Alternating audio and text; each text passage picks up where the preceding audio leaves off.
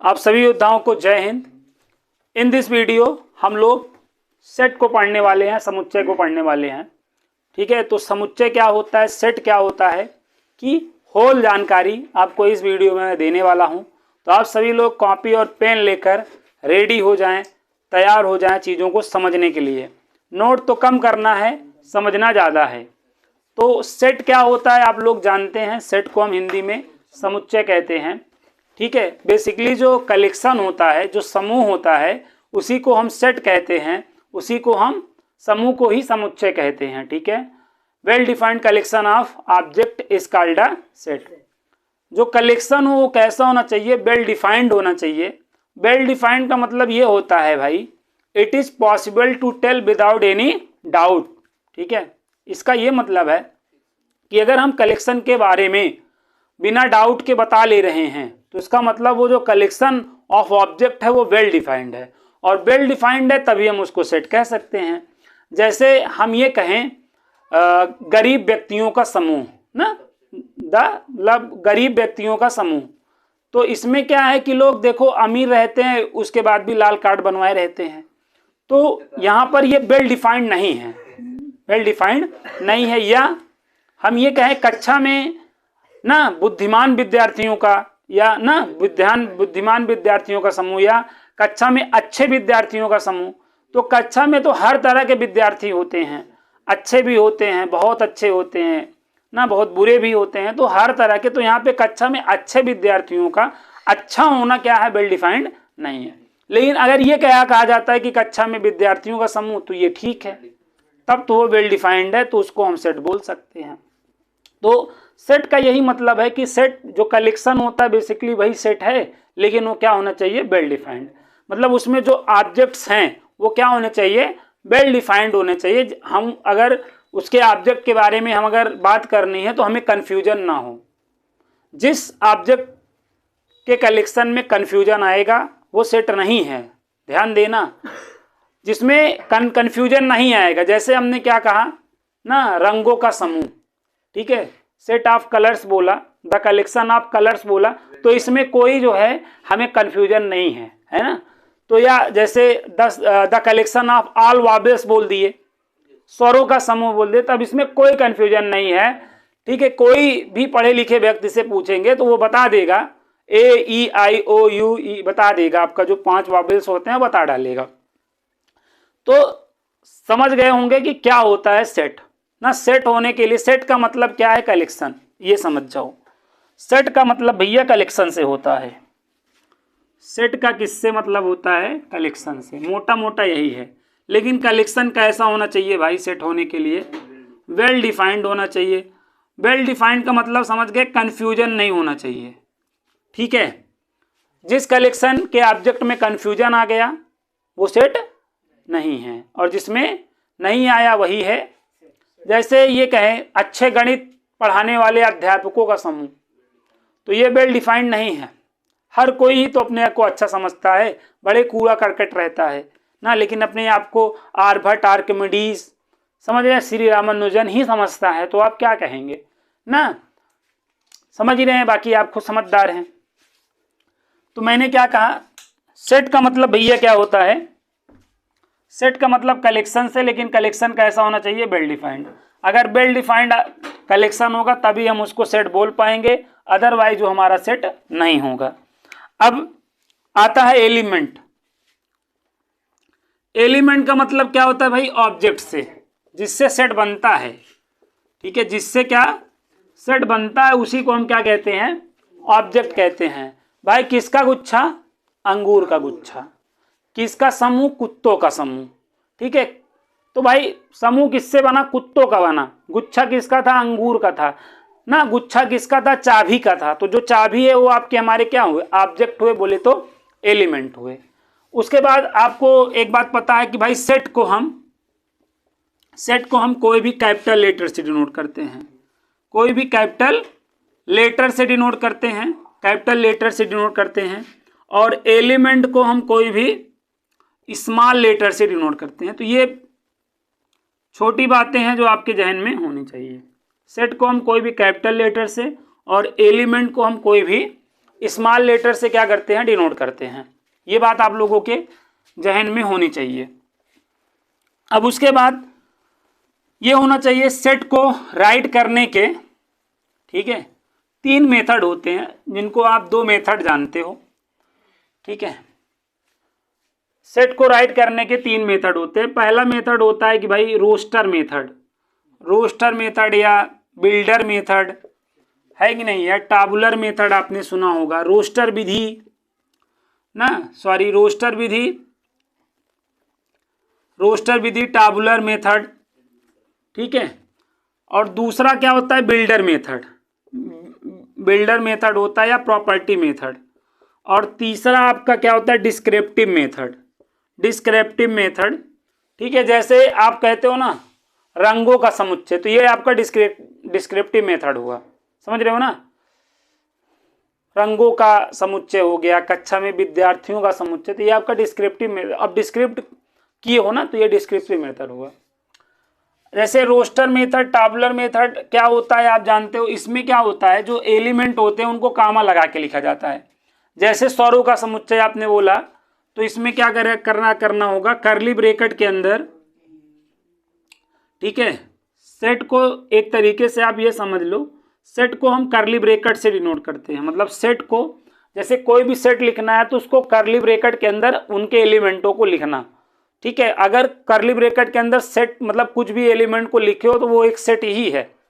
तो इसमें क्या है, जैसे आपको रोस्टर मेथड या टाबुलर मेथड में चीज़ों को लिखना हुआ, तो सबसे पहले आप कर्ली ब्रैकेट लगा लोगे, उसके बाद एलिमेंटों को कॉमा लगा के लिख डालोगे। जैसे ए, ई, ओ, यू और ई, तो ये आपका कोई सेट हो गया। क्या हो गया, अरे यार भाई कर्ली ब्रैकेट का मतलब कोई सेट है, ठीक है। अब इस सेट को आप कुछ भी मान लो, कैपिटल ए मान लो, कैपिटल बी मान लो, कैपिटल एस मान लो, कोई दिक्कत नहीं है, ठीक है। तो अगर आपने क्या किया है सेट में, मतलब कर्ली ब्रैकेट में अगर एलिमेंट्स को आपने कॉमा लगाकर लिखा है, तो यही मेथड क्या होता है, इसी मेथड को हम रोस्टर विधि या टाबुलर मेथड बोलते हैं। टाबुलर मेथड यही को हम बोलते हैं, तालिका विधि, सूची विधि, लिस्टिंग मेथड।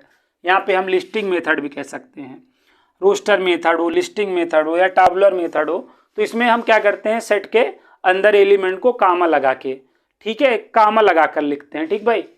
और आता है फिर बिल्डर या प्रॉपर्टी मेथड। तो इसमें क्या होता है, इसमें भी हम सेट के अंदर चीज़ों को क्या करते हैं, सबसे पहले यक्स सच दैट यक्स करते हैं, उसके बाद लैंग्वेज के फॉर्म में लिखते हैं, सेंटेंस के फॉर्म में लिखते हैं ना। या आप समझो ये कोई सेट है हमारे पास, ये कोई सेट है हमारे पास, ठीक है, 1, 1/2, 1/3 एंड सो ऑन, इस तरीके से है। तो इसमें हम क्या करेंगे, एक्स सच दैट एक्स कर लेंगे, इक्वल टू 1/n कर लेंगे, और n बिलोंग्स टू क्या कर लिया हमने, नेचुरल नंबर। अब n की वैल्यू कोई नेचुरल नंबर लेते जाओ तो ये चीजें आपकी आती जाएंगी। तो देखो प्रॉपर्टी के फॉर्म में लिख दिया ना, एक प्रॉपर्टी नहीं बना डाली, तो ये आपकी क्या, इसीलिए इसको प्रॉपर्टी मेथड या बिल्डर मेथड कहते हैं। जैसे एक अनदर सेट की बात कर रहा हूं, एक कोई सेट ये है, ये कोई सेट है, एक सेट बी है, जैसे यहाँ पे 1 है, 4 है, और क्या है, 1 है, 4 है, 9 है, 16 है, 25 है, लाइक ये है। ये आपका क्या है, अभी ये कौन सा मेथड में लिखा हुआ है, ये आपका रोस्टर मेथड में लिखा है। अब इसको अगर आपको प्रॉपर्टी मेथड में लिखना है, तो सबसे पहले x such that x equal to n square, और यहाँ पे कंडीशन लगा दो, n greater than or equal to 1 और less than or equal to 5, और n बिलोंग्स टू आपका नेचुरल नंबर है।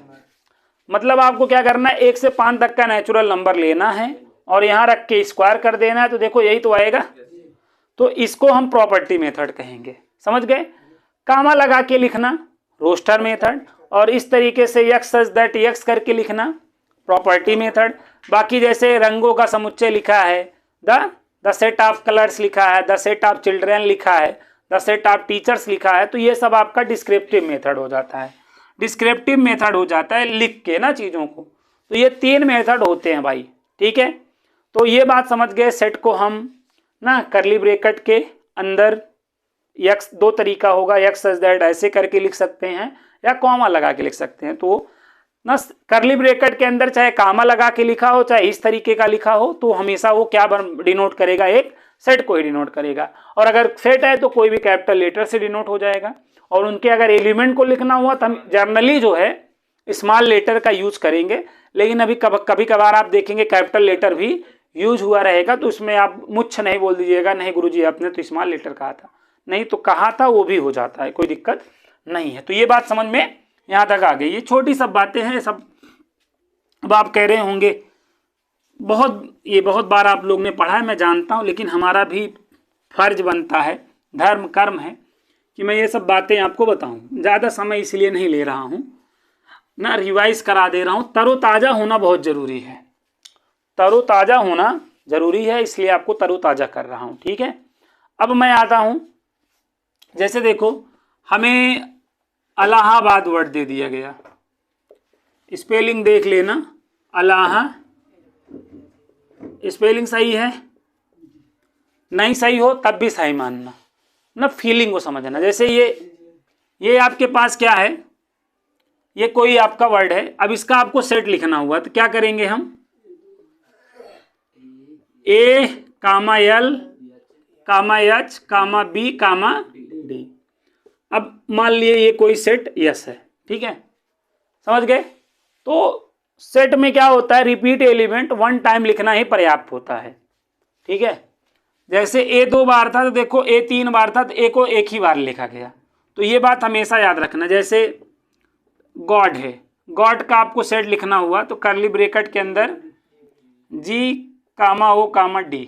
अब गॉड को उल्टा कर दो तो जान ही रहे हो क्या होता है, मैं बोलना नहीं चाहता हूँ लेकिन जान जाओ, डॉग होता है ना। अब इसका भी अगर मैं सेट लिखूं तो देखो यही तो होगा, गॉड और डॉग दोनों का सेट बराबर होता है, ये बात जान लो ना। सेट में रिपीट एलिमेंट देखो, एक बात सुन लो, सेट में जैसे ये एलिमेंट आगे पीछे हो सकते हैं, ठीक है, तो ये कुल मिला के अगर ये दोनों देखें, गॉड और डॉग का जो सेट होगा बराबर हुआ, मतलब इक्वल सेट हुआ। इक्वल सेट हुआ कि नहीं बताओ भाई, जो इसके एलिमेंट वही इसके एलिमेंट, तो ये आपका क्या हुआ, इक्वल सेट हुआ। तो ये बात भी जानते रहिए। तो इस तरीके से हम ना कोई भी वर्ड आ जाए, ठीक है, फैजाबाद, फैजाबाद का देख लेना स्पेलिंग सही है, नहीं सही हो तब भी सही मानना। ठीक है, या A, I, Z, B, D। अब यहाँ पे मान लो कोई सेट यस है, ठीक है, तो इस तरीके से। अब जैसे ऐसे कोई भी वर्ड दे देगा तो इस तरीके से क्या लिख सकते हो, उसका सेट लिख सकते हो। किसी भी वर्ड का इस तरीके से क्या लिखा जाता है, सेट। अब ऐसे कोई नंबर भी दे सकता है आपको, कोई भी नंबर दे सकता है, उस नंबर का भी सेट आप ऐसे ही लिख लोगे, कोई भी नंबर का सेट ऐसे लिखा जाएगा। देखो सेट जैसे लिख दिया गया यहाँ पर सेट, जैसे ये हमारा नंबर है व्हाट्सएप नंबर ना, समझ गए ना। तो जैसे इसका आपको सेट लिखना हुआ तो 9, 6, 5, 3, 2, ठीक है, और यहाँ पे आप के लिख दोगे, हो गया। कोई भी सेट लिखना हो, किसी नंबर का सेट ऐसे लिखा जाएगा, ठीक है।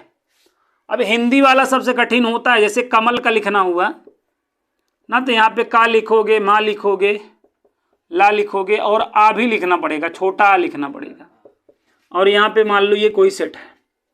अब बुद्धिमान का सेट लिखना हुआ तो इसमें इतने मात्रा और इतने स्वर यूज होंगे, आपकी नसें कांप जाएंगी। अगर आपको हिंदी और संस्कृत का ज्ञान अच्छे से नहीं है तो उनका सेट नहीं लिख पाओगे, उनका सेट लिखते लिखते तुम खुदे सेट हो जाओगे ना। तो मैं इसीलिए बता रहा हूँ, वैसे ये आता होता नहीं हिंदी वाला ना, फिर भी मैंने आपको थोड़ा सा गौर करा दिया। और सेट में देखो मैंने कहा कि आप क्या बोला कि भाई सेट में रिपीट एलिमेंट का को एक बार ही लिखना पर्याप्त होता है। जैसे इसको हम सेट नहीं कह सकते हैं, जैसे ये है, देखो the collection of all well defined collection of the collection of object, but वो क्या होने चाहिए, वेल डिफाइंड होने चाहिए और डिफरेंट। वेल डिफाइंड का मतलब जो ऑब्जेक्ट है वो आपके क्या होने चाहिए, डिफरेंट होने चाहिए। क्या होने चाहिए, डिफरेंट होने चाहिए। Different object of collection is called set, but वो वेल डिफाइंड होना चाहिए, ठीक है ना। तो मतलब एक बात हमेशा याद रखना कि सेट में जो ऑब्जेक्ट होंगे वो पहली बात तो क्या होंगे, वो वेल डिफाइंड होंगे, और दूसरी बात वो अलग अलग होंगे, डिस्टिंक्ट होंगे। Distinct object of collection is called set. ये भी डिफिनेशन आप कई बुकों में देखोगे। तो मतलब जो ऑब्जेक्ट्स होने चाहिए वो डिस्टिंक्ट होने चाहिए, अलग अलग होने चाहिए। जैसे मैं रंगों का समुच्चय बोलता हूं तो सारे रंग अलग अलग होते हैं, रेड होता है, ग्रीन होता है, ब्लू होता है, ब्लैक होता है, काला होता है, व्हाइट होता है, जान ही रहे ना। तो सारे अलग अलग होते हैं, तो एलिमेंट अलग अलग होने चाहिए। तो अभी मैं इसको सेट नहीं कह सकता हूं भाई। इसको सेट बनाने के लिए मुझे क्या करना पड़ेगा, केवल 2 4 लिखना पड़ेगा बस। भाई ये सेट नहीं था, ये कलेक्शन था, लेकिन अब जब हमने इसको ऐसा लिख दिया तब ये सेट बन गया। ये हमेशा याद रखना। इसको कोई कहे सेट तो आप कह दीजिएगा नहीं, सेट है तो आप पहली बात तो एलिमेंट आपके अलग अलग होने चाहिए। यहाँ पे ये रिपीट हो रहा था तो ये नहीं है, ये ठीक है, अभी ये सेट है ना। अब इसको हम सेट बना डाले। जैसे ये ABC है, ये कोई आपका सेट A है, ठीक है। अब हमने ये जो एलिमेंट है आगे पीछे कर दिए, B यहाँ कर दिया, C यहाँ। अब अभी भी ये सेट A ही है। सेट में आर्डर मैटर नहीं करता है, सेट में आर्डर मैटर नहीं करता, तो आर्डर तो आगे पीछे हो ही सकता है ना। तो ये बात हमेशा याद रखना भाई। जैसे हम C यहाँ कर ले, B यहाँ कर ले, A यहाँ कर ले, तब भी ये सेट A ही है। तो सेट में आर्डर मैटर नहीं करता है, ये बात ध्यान रखना। समुच्चय में क्रम का कोई महत्व नहीं होता है, ठीक है। सेट में रिपीट एलिमेंट 1 टाइम लिखना ही क्या होता है, पर्याप्त होता है। पहली एक्सरसाइज की जानकारी यहीं तक थी। अब दूसरी एक्सरसाइज स्टार्ट होती है, टाइप्स ऑफ सेट। क्या स्टार्ट होता है, types of sets. Types of sets में क्या होता था, आपका इम्पटी सेट होता था। इम्पटी सेट, नल सेट या वाइड सेट। डिफिनेशन से, हेडिंग से ही समझ में आ रहा है जो इम्पटी है। इम्पटी सेट का मतलब जान ही रहे हो, जैसे खाली गिलास, खाली गिलास जिसमें पानी नहीं भरा हो, कुछ नहीं हो। अब एक आध दो बूंद अगर आपने टपका दिया तब वो खाली नहीं रह गया, ठीक है, खाली नहीं रह गया, है कि नहीं। जैसे खाली बंदूक और बंदूक में गोली डाल दिए तो अब वो भरी हुई बंदूक हो गई ना। तो यहाँ पे इम्पटी का मतलब खाली होता है। Empty set, empty set, null set, void set तमाम है। इनको हम फाई से डिनोट करते हैं, या केवल करली ब्रैकेट लिख दो। तो ये आपके क्या कहलाते हैं, इम्पटी सेट। रिक्त समुच्चय, रिक्त मतलब जो खाली हो ना, जिसमें आपको भरना हो, ठीक है। जैसे मांग होती है, खाली होती है, तो उसमें अब ना वो मतलब वो सेट है, इम्पटी सेट है। जब आप उसमें जो है, अब आगे समझ जाओ मैं क्या कहना चाह रहा हूँ। तो नॉन इम्पटी हो जाता है ना। खाली मांग और एक भरी मांग, 2 मांगे होती हैं, ठीक है। खाली मांग आपका इम्पटी है और भरी मांग आपका नॉन इम्पटी सेट है, ये आप जान लो ना। आप कुछ लोग फील कर रहे होंगे। इम्पटी सेट को हम फाई या करली ब्रैकेट से डिनोट करते हैं। जैसे ये कोई सेट है, मैंने कहा x सच दैट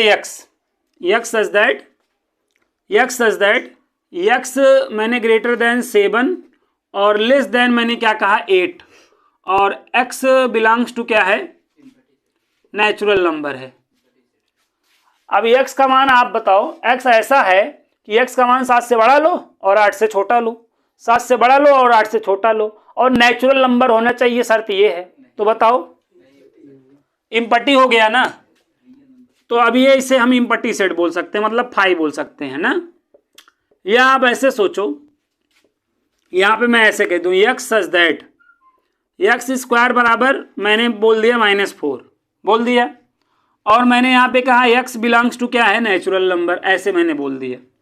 अब बताओ ऐसा कोई नेचुरल नंबर जिसका स्क्वायर करने पे -4 तो आ ही नहीं सकता। तो ये भी क्या हुआ, ये भी आपका इम्पटी सेट हुआ। तो ये सारे आपके क्या है, इम्पटी सेट हुए, नल सेट हुए। इनको हम चाहे फाई से डिनोट करें और चाहे करली ब्रैकेट से। अच्छा, एक इंपॉर्टेंट बात, अब अगर इसमें मैं आपसे नंबर ऑफ, ठीक है, number of element in empty set पूछूं तो क्या हो जाएगा, बताओ, 0 हो जाएगा कि नहीं। इम्पटी सेट में अवों की संख्या क्या होगी भाई, ये सारे, ये दोनों इम्पटी सेट है ना। तो इम्पटी सेट में नंबर ऑफ एलिमेंट क्या होंगे? 0 होंगे। इम्पटी सेट में नंबर ऑफ एलिमेंट क्या होंगे? 0। अच्छा, इसी को कार्डिनल नंबर कहते हैं। इस तरीके से लिखना ही कार्डिनल नंबर कहलाता है। बट कार्डिनल नंबर हम केवल फाइनाइट सेट का ही लिख सकते हैं। फाइनाइट सेट तो बता रहे हैं जिसमें नंबर ऑफ एलिमेंट्स क्या हो? फाइनाइट हो, उन्हें फाइनाइट सेट बोला जाता है। ठीक है, फाइनाइट सेट बोला जाता है। और जिसमें नंबर ऑफ एलिमेंट क्या हो? इनफाइनाइट, उसको हम इनफाइनाइट सेट बोलते हैं ना। फाइनाइट सेट का मतलब जैसे द सेट ऑफ स्टूडेंट ना, द सेट ऑफ स्टूडेंट हो गया ना, कक्षा में विद्यार्थियों का समूह ना, क्लास में स्टूडेंट का सेट, समझ गए? या द आकाश में तारों का समुच्चय, ये क्या है? इनफाइनाइट सेट है। तो ये सब जानते ही हो। तो फाइनाइट सेट क्या है? जिसमें नंबर ऑफ एलिमेंट क्या हो? फाइनाइट हो। जैसे ये आपका है 1 2 3 4 5। अभी इसमें नंबर ऑफ एलिमेंट देखो फाइनाइट है ना, 5 है। तो ये आपका फाइनाइट सेट हुआ। क्या हुआ? फाइनाइट। और इनफाइनाइट सेट जैसे नेचुरल नंबर, नेचुरल नंबर हो गया, होल नंबर हो गया, इंटीजर हो गया, रेशनल हो गया, ये रियल नंबर है वैसे, रेशनल नंबर ये हुआ, इरेशनल नंबर ये हुआ, कॉम्प्लेक्स नंबर हुआ। ठीक है, जितने भी नंबर आप जानते हो, नेचुरल, रियल, ये सब क्या हैं? ये सब मेरे भाई क्या हैं? इनफाइनाइट सेट हैं। इनफाइनाइट सेट है कि नहीं बताओ? आकाश में तारों का समुच्चय, ये सब आपके इनफाइनाइट सेट हैं।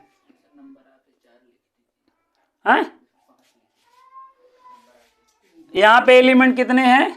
अच्छा हाँ, 4 हैं, तो यहाँ पे 4 लिखना है। Finite set. तो ये आपके छोटे मोटे जो सेट थे जिनको जानते थे। बाकी ये जो natural number, whole number, integer, ये सब आपके क्या हैं? इनफाइनाइट सेट होते हैं। ठीक है, अब इक्वल सेट आप जान ही रहे हो।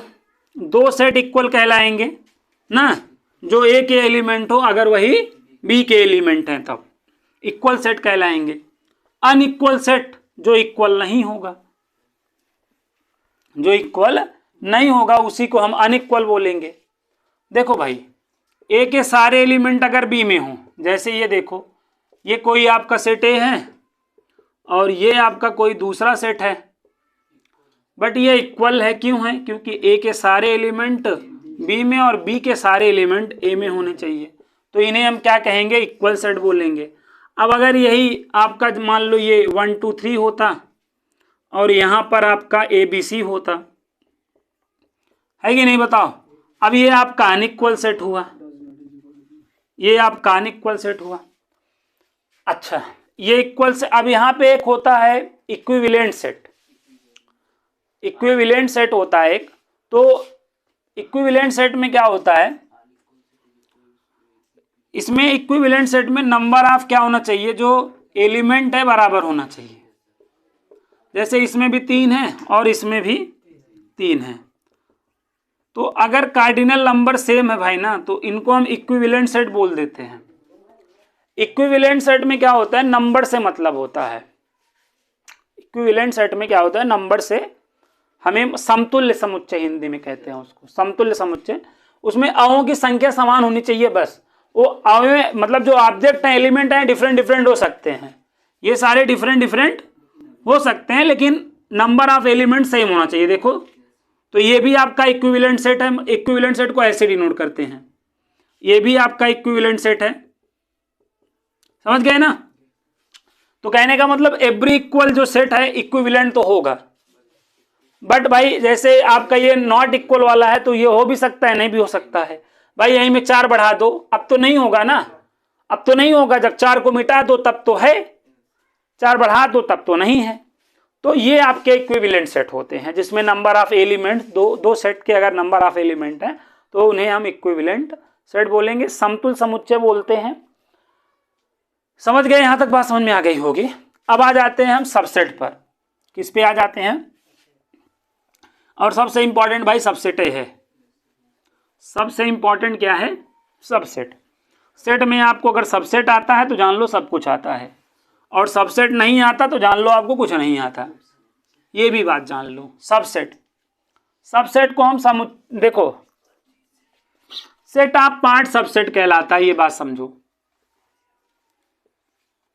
सबसेट को उपसमुच्चय कहते हैं। इसी को ध्यान से समझना, यही महत्वपूर्ण होता है। ठीक है, सबसेट उप समुच्चय। और सबसे पहले हमें ये फार्मूला याद रखना है इसमें, नंबर ऑफ सबसेट,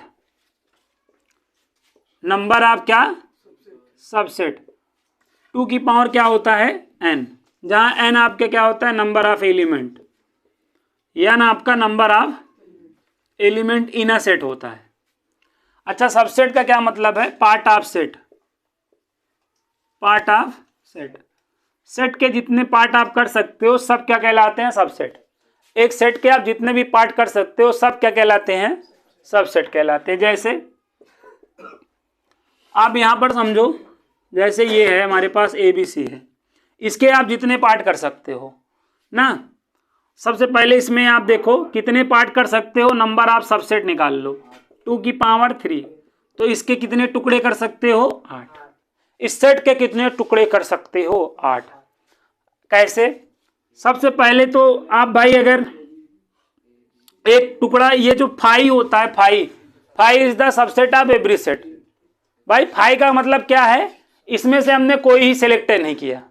अब ABC को हम कितने तरीके से सिलेक्ट कर सकते हैं, जितने तरीके से सिलेक्ट कर सकते हैं, हर सिलेक्शन हमारा यहाँ पर क्या है, सबसेट है। हर सिलेक्शन हमारा क्या है, हम इसको कितने तरीके से चूज कर सकते हैं, हर चॉइस आपकी एक क्या है, सबसेट है। एक चॉइस ऐसी है कि हमने इसमें से किसी को नहीं चॉइस किया ना, फाई हो गया। और अगला क्या है, मान लो हमने ए को चॉइस कर लिया, आलिया को चॉइस कर लिया, और यहाँ पे बालिया को चॉइस कर लिया, और यहाँ पे चालिया को, इस तरीके से हमने, है कि नहीं। और अगला है मान लो आलिया बालिया दोनों को हमने मतलब चूज कर लिया, ठीक है, बालिया चालिया भी साथ में हो सकती है, आलिया चालिया भी हो सकती है। और अगला क्या है, हमने तीनों को कर लिया। तो इस तरीके से हम मतलब सिलेक्शन कर सकते थे। तो ये हर सिलेक्शन ये क्या है, सबसेट है। 8 था ना, तो देखो 8 ही है, ठीक है। अब यहीं पे अगर मैं सेट लगा डालूं, सेट लगाने का मतलब क्या होता है, कर्ली ब्रेकेट लगाना। ए भाई, सेट लगाने का क्या मतलब है, अब इसी पे मैं अगर कर्ली ब्रेकेट लगा दूं, सबसेट पे मैं क्या लगा दूं, कर्ली ब्रेकेट, तो अब ये पावर सेट कहलाएगा। क्या कहलाएगा, अब ये जो सेट था यही का क्या हो गया, पावर सेट, पावर सेट हो गया। पावर सेट को हम ऐसे लिख सकते हैं, या 2 की पावर A लिख सकते हैं, ठीक है। पावर सेट में एक अच्छी बात है क्या, पावर सेट में जो सबसेट होते हैं ना, वो एलिमेंट का काम करते हैं। अब ये अगर कोई पूछे पावर सेट में number of element in power set, number of element in, अगर आपसे कोई क्या पूछे पावर सेट, तो ये बराबर होगा नंबर ऑफ सबसेट के, बराबर नंबर ऑफ सबसेट के नहीं होगा। अरे जैसे ये सेट है तो नंबर ऑफ सबसेट पूछेगा, अब सेट में क्या पूछेगा, number of element in power set. Power set में कितने नंबर ऑफ एलिमेंट होंगे, तो हमेशा नंबर ऑफ सबसेट के बराबर होगा। तो मतलब इसका भी फार्मूला 2 की पावर n ही होगा। देख लो भाई, ये सेट था तो इसके पावर सेट में कितने एलिमेंट होंगे, 8 है तो होंगे। तो ये आप इस तरीके से निकालोगे। तो ये आप 2 फार्मूले यहां से जान पाए। तो ये काफी इंपॉर्टेंट था। सबसेट पार्ट ऑफ सेट होता है, मतलब एक सेट के जितने पार्ट आप कर सकते हो, जितने टुकड़े कर सकते हो, हर टुकड़ा क्या कहलाएगा, सबसेट। बाकी ये टुकड़ा तो सभी में मिलेगा, फाई वाला जो टुकड़ा है सभी में अवेलेबल होगा। Phi is the subset of every set. Okay, तो ये बात याद रखना। दूसरी बात, पावर सेट कैसे निकाला जाएगा, सबसेट का सेट। कोई बोले पावर सेट क्या है, set of subset, set of subset. भैया सेट ऑफ सबसेट क्या कहलाता है, set of subset power set कहलाता है, पावर सेट कहलाता है, ठीक है। ये पावर पहुंचाता है। तो यहां तक बात समझ में आ गई है। अब देखो सबसेट को एक तरीके से और समझते हैं, सबसेट को एक तरीके से और समझते हैं। देखो सेट के ज्यादा लेक्चर नहीं देखने हैं, केवल 2 लेक्चर। 2 लेक्चर में आपके सेट को मैं सेट कर दूंगा, ठीक है। उसके बाद हम लोग रिलेशन, एक सेट में रिलेशन को पढ़ा देंगे एक वीडियो में। बस वही फंक्शन के लिए ज़्यादा वीडियो लगते हैं, सेट उट के लिए नहीं लगते हैं ज़्यादा वीडियो, ठीक है। तो सेट आपको यहाँ तक बात समझ में आ गई है। अब सबसेट का देखो एक तरीका और होता है समझने का, एग्जाम्पल से समझना सबसे सही होता है। सबसेट जैसे देखो हमारे पास ऐसे है, 2 सेट हैं, एक सेट ए है और एक दूसरा सेट क्या है, इस तरीके से। देखो सबसेट का क्या मतलब, देखो ए के सारे एलिमेंट बी में है कि नहीं, यहां पे हम ये कह सकते हैं ना ए लाइज इन बी।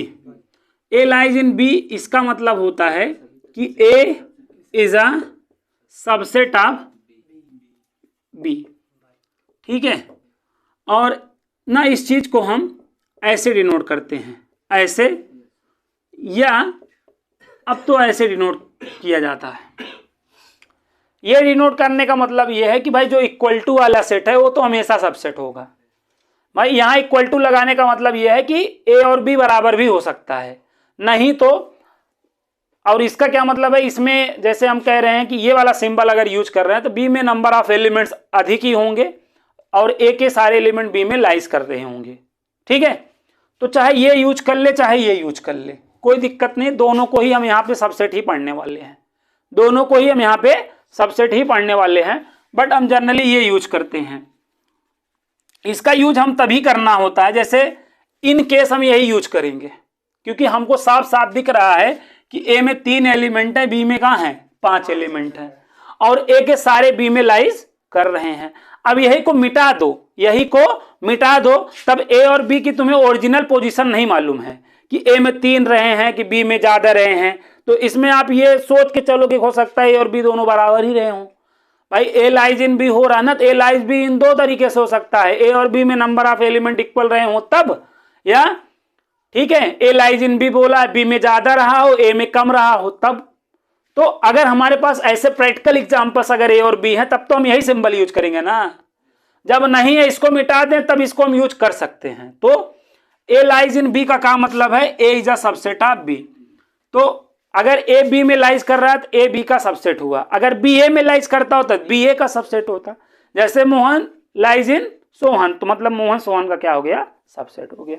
समझ गए ना बात, सबसेट का ये मतलब होता है। तो ये यूज, इसका मतलब ये है कि ये पूरा पूरा बी में मिलेगा, ये पूरा पूरा इसमें मिलेगा। अब यही का मुंह घुमा दो तो सुपर सेट बन जाता है, यही का मुंह घुमा दो तो अब इसको हम सुपर सेट पढ़ने लगते हैं।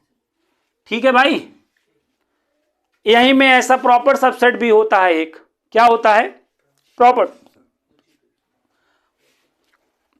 अच्छा प्रॉपर सबसेट भी समझ लो नहीं तो प्रॉब्लम में आ जाओगे। सबसेट का मतलब समझ गए ना, ए लाइज इन बी, ए के सारे एलिमेंट बी में लाइज कर रहे हो तो ए बी का सबसेट है। अगर बी का ए में लाइज कर रहा है तो बी ए का, जो जिसमें जैसे ए वाला बी में लाइज कर रहा है तो ए बी का सबसेट हुआ। अगर बी ए में लाइज कर रहा है तो, अगर दोनों जैसे ए बी में लाइज किया बी ए में लाइज किया, मतलब इस इक्वल सेट हो गए। जैसे मैंने ये लिख दिया, कहीं ये लिख दिया ए सबसेट बी एंड क्या लिख दिया बी सबसेट ए, तो इसका मतलब यही हुआ ना कि ए बराबर बी रहा होगा तब तो ऐसा हुआ होगा ना, और कोई पे बराबर ही नहीं हो सकता है।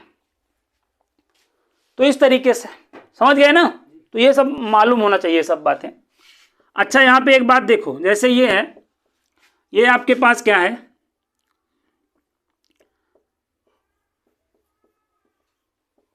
अब इसमें नंबर ऑफ सबसेट बताना हुआ तो बताओ कितना होगा नंबर ऑफ सबसेट। यहाँ पे देखो 2 है ना, तो 2 की पावर 2 4 हो जाएगा। अच्छा अगर यहीं में नंबर ऑफ प्रॉपर सबसेट बताना होता तो इसका फार्मूला 2 की पावर n माइनस 1 होता, एक कम हो जाता है। ठीक है, तो 2 की पावर 2 माइनस 1 मतलब तो 4 माइनस 1 3 हो जाता। इसमें अच्छा है, इसमें एक कौन छूटता है, जो क्वेश्चन होता है यही छूट जाता है। प्रॉपर सबसेट में यही क्वेश्चन आपका छूट जाएगा, समझ रहे हो ना, जो क्वेश्चन रहेगा वही छूट जाएगा, उसके बाद जितने इसके पार्ट होंगे सब उसके प्रॉपर सबसेट हैं। समझ गए ना, तो ये बात ध्यान रखना। तो बहुत सारे क्वेश्चन बनते हैं। अब जैसे ये क्वेश्चन है, जैसे यहाँ पे 2 3 है और यहाँ पे 4 है। अब इसमें देखो नंबर ऑफ एलिमेंट n कितना है बताओ, 1 और ये 3 ही है, इसको 2 मत समझ लेना, ये 1 है अभी। अब इसमें अगर नंबर ऑफ सबसेट पूछ रहा है तो कोई बात नहीं, 2 की पावर 3, और नंबर ऑफ अगर प्रॉपर सबसेट पूछ रहा है तो कोई बात नहीं, 2 की पावर 3 माइनस 1। तो ये सब चीजें आपको थोड़ा सा माइंड में रखना है। अब इसके बाद यूनियन और इंटरसेक्शन, माइनस, डैश, ठीक है, और डिमॉर्गन लॉ, यही सब आ जाता है। Venn diagram, universal set, complement of set, तो यही सब चीज आ जाता है, जिसको मैं अगले वीडियो में मतलब नेक्स्ट वाले वीडियो में बता दूंगा। सेट को मैं अगले वीडियो में कंप्लीटली आपको पढ़ा देने वाला हूं, तो आपको टेंशन नहीं लेना है, टेंशन जाएगा टेंशन लेने। ओके, मिलता हूं अगले वीडियो में। जय हिंद, जय भारत।